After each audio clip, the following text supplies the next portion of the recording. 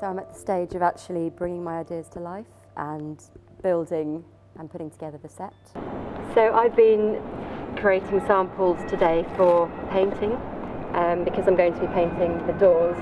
So I've just been experimenting with a few different techniques, and they basically involved building up layers of paint. So paint, then polyfiller, which adds texture, then more paint, then dry brushing a different opposite coloured paint on top.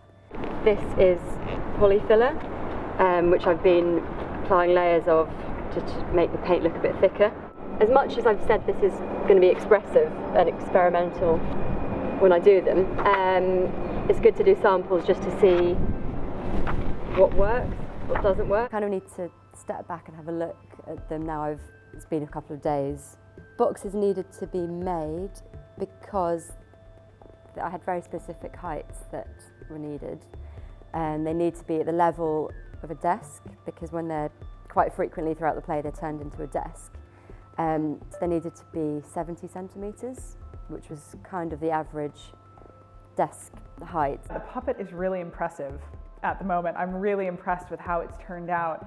To see the physicality of the hands and feet, I think everyone is really impressed when they first saw it today. So she's just built the face, or started building the face. So the head I've made, almost finished. I have to paper mache it a bit, and I'm going to play with the features a bit more.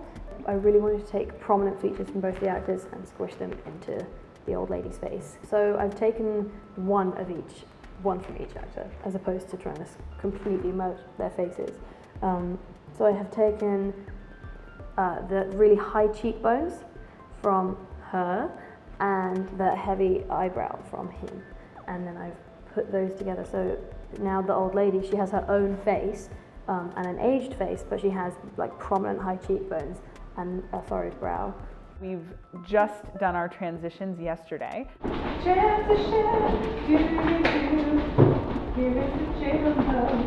The transitions are mainly scene changes. We have 20 scenes in the play, so there are a lot of transitions.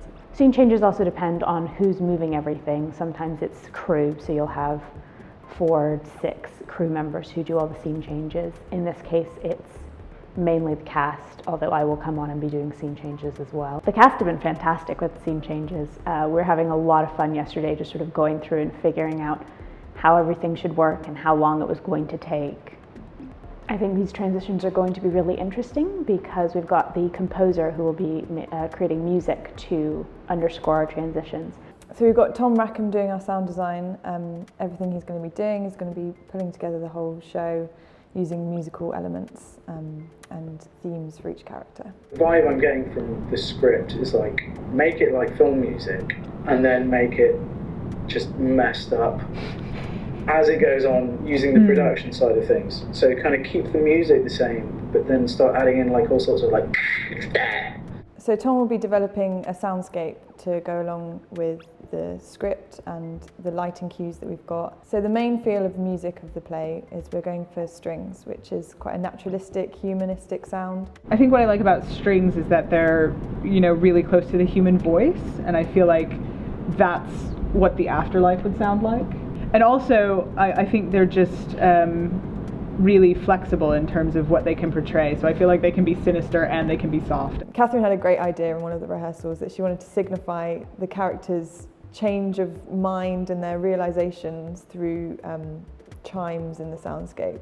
So we've asked Tom to come up with some ethereal chime-like sounds to accompany that scene.